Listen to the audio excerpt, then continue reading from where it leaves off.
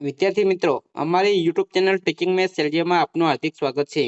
મિત્રો, આજે ધોરણ 6 માં વિષય સામાજિક વિજ્ઞાન પાઠ 2 આદિમાનવથી સ્થાયી જીવનની સફર તેમાં જે સ્વાધ્યાય આપેલ છે તે સ્વાધ્યાયનું સંપૂર્ણ સોલ્યુશન કરીશું. જો મિત્રો તમે પૂરેપૂરો વિડીયો જોશો તો તમને સ્વાધ્યાયમાં ખ્યાલ આવશે અને તમારી જે પરીક્ષાઓ આવે છે તેમાં પણ તમને ખૂબ જ મદદરૂપ બનશે. આ ઉપરાંત મિત્રો, તમે ચેનલમાં નવા હો, હજુ સુધી ચેનલને સબસ્ક્રાઇબ નહીં કરી તો ચેનલને સબસ્ક્રાઇબ કરવા વિનંતી, જેથી તમને જે નવી નવી અપડેટો આવે છે તે અપડેટો મળતી રહે.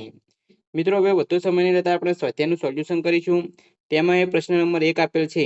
નીચેના દરેક પ્રશ્નના ઉત્તર માટે વિકલ્પોમાંથી સાચો વિકલ્પ શોધીને ઉત્તર લખો. તેમાં 1, આદિમાનવોનું જીવન કેવું હતું? અહીં 4 ઓપ્શન આપેલા છે.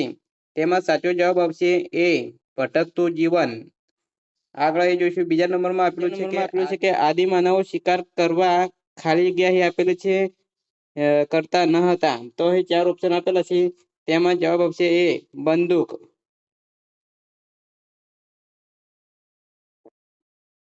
3, ભીમબેટકા કયા રાજ્યમાં આવેલું છે? તો 4 ઓપ્શન આપેલા છે. તેમાં સાચો જવાબ આવશે એ, મધ્યપ્રદેશમાં. 4, સ્થાયી જીવનથી આદિમાનવે કેવી પ્રવૃત્તિઓ શરૂ કરી નહોતી? તો જવાબ આવશે ડી, ઉદ્યોગ. અહીં પ્રશ્ન નંબર 1 પૂરો થાય છે. આગળ અહીં પ્રશ્ન નંબર 2 જોઈશું. તેમાં સૂચના આપેલી છે કે ટૂંકમાં ઉત્તર આપો. તેમાં 1, સ્થાયી જીવન માટેની જરૂરિયાત શા માટે ઊભી થઈ? તો એ જવાબ આપેલો છે, આદિમાનવ શરૂઆતમાં ખોરાકની શોધમાં ભટકતું જીવન જીવતો હતો. લગભગ 12,000 વર્ષો પહેલાના વિશ્વભરના વાતાવરણમાં વ્યાપક પરિવર્તન આવતા વનસ્પતિ અને કાચના ક્ષેત્રો ઊભા થયા. પરિણામે ધીમે ધીમે કૃષિ અને પશુપાલનની પ્રવૃત્તિઓની શરૂઆત થઈ. કૃષિ માટે સ્થળોને છોડીને જઈ શકાતું નહોતું, કારણ કે પાકને ઉગતા થોડો સમય લાગે છે. તેને પાણીની જરૂર પડે છે. પાક તૈયાર થયા બાદ અનાજના છોડને કાપીને તેમાંથી અનાજ કાઢવું પડે છે. આ પ્રક્રિયા માટે એક સ્થળે રોકાવું પડે. ઘઉં, જવ અને બાજરી જેવા ધાન્યો આદિમાનવના ખોરાક માટે ઉપયોગી બન્યા હતા. પશુપાલન માટે તેણે આયોજન શરૂ કર્યું. આમ ખેતી અને પશુપાલનની જરૂરિયાત ઊભી થતાં આદિમાનવના સ્થાયી જીવનની શરૂઆત થઈ હતી. પ્રશ્ન નંબર 2, અગ્નિના ઉપયોગથી આદિમાનવના જીવનમાં કેવું પરિવર્તન આવ્યું? જવાબ, અગ્નિના ઉપયોગથી આદિમાનવના જીવનમાં ક્રાંતિકારી પરિવર્તન આવ્યું. અગ્નિની શોધ પછી આદિમાનવ નીચે દર્શાવેલી પ્રવૃત્તિઓમાં અગ્નિનો ઉપયોગ કરવા લાગ્યો. શિકાર કરીને લાવેલા પ્રાણીઓનું માંસ પકડવા માટે.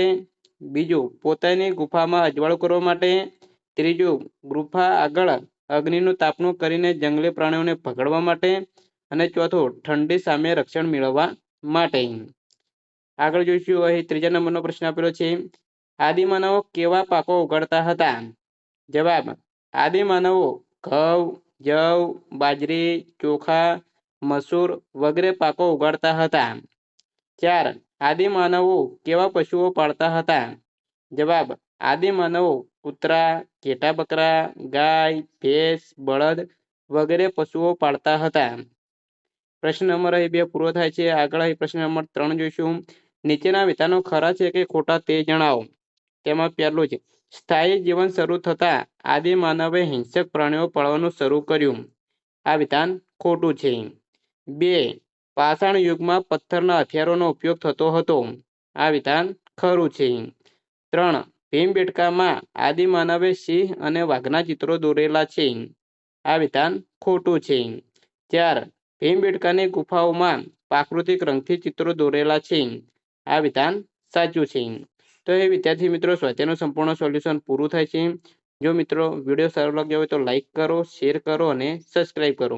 તથા ધોરણ 6 ના બીજા વિષયના સ્વાધ્યાયના સોલ્યુશન તથા સ્વાધ્યાય પોથીના સોલ્યુશન અહીં ચેનલમાં મૂકેલા છે, તે તમે જોઈ શકો છો. Thank you.